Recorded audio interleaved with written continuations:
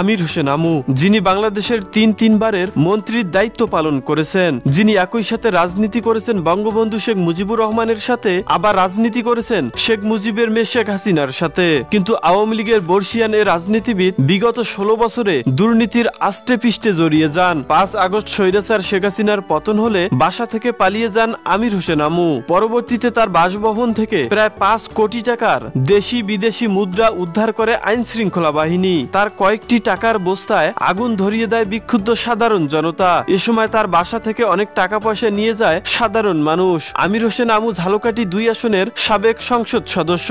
1996 সালে আওয়ামী লীগ ক্ষমতায় ফিরলে বাংলাদেশের খাদ্যমন্ত্রীর দায়িত্ব পান আমির হোসেন আমু।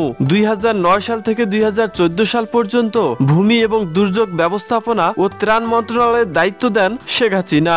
2014 সালে শিল্প মন্ত্রণালয়ের দায়িত্ব নেন আমির হোসেন আমু। তবে ঘুষ, দুর্নীতি,